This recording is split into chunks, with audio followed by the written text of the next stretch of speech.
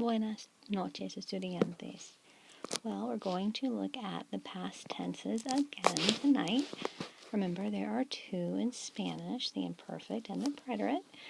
And we've been looking at safe waters and beginning to distinguish between when to use the imperfect or when to use the preterite. So let's get started. And here's a nice little chart I found. Someone was very creative. This is a safe waters thing. Remember, safe stands for specific instance.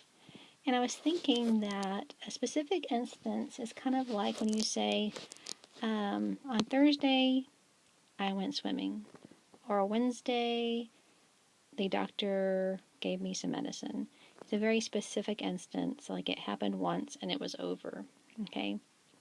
So I like specific instance here, and also like, this is the one where I wanted you to also add sequence of actions. And remember, sequence of actions is like a list of things that happened one after the other, like I got up, I brushed my teeth, I brushed my hair, I ate breakfast, I went to school. Whenever you have a sequence of actions, it's always going to be the preterite tense. But a specific instance is like, last Thursday or on May 4th. Well, that's not a good example because I've been telling you that date isn't perfect. So forget that. How about just say, on Thursday, I went jogging. I went for a jog on Thursday. So probably a one-time thing if you're me, and it happened on Thursday. So that would be preterite tense. Okay, an action that interrupts. Remember, when you have an action that's going on, your ongoing action is imperfect, but that action that interrupts, like the phone rang, or I was eating supper and then I dropped my fork.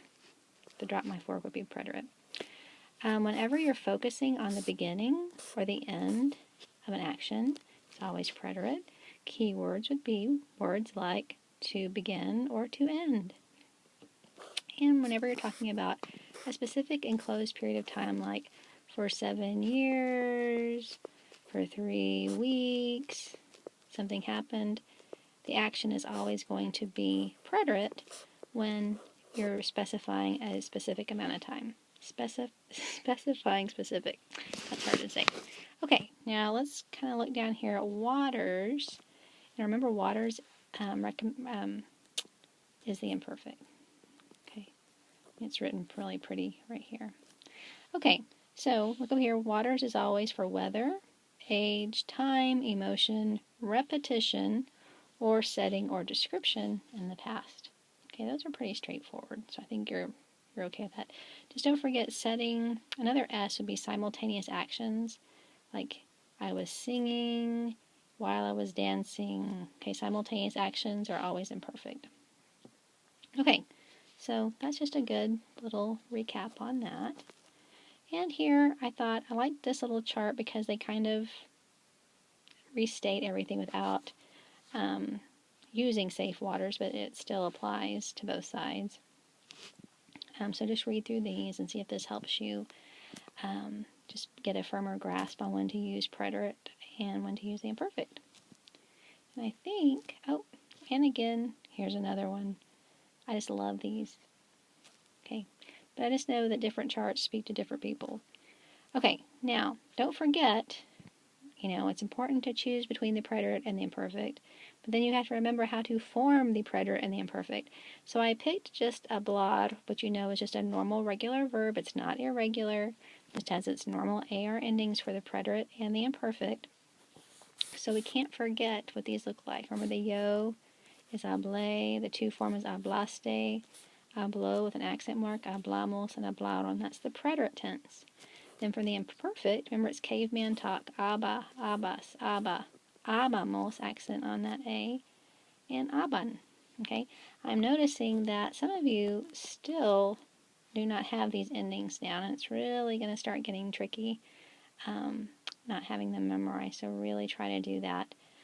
Some of you are combining some of these and making your own beautiful new language, which I appreciate your creativity, but sadly, they don't appreciate that on AP exam. So we're going to have to just go with the old tried and true. Okay, so go to the lesson assignment. I have a YouTube video I want you to watch. And I want you to take notes over that one too, because you just need to, okay? So take some more notes, add them to these notes that you just took over this, and also check your reference section. So have a great home day, and I'll see you next time in class. Hasta luego.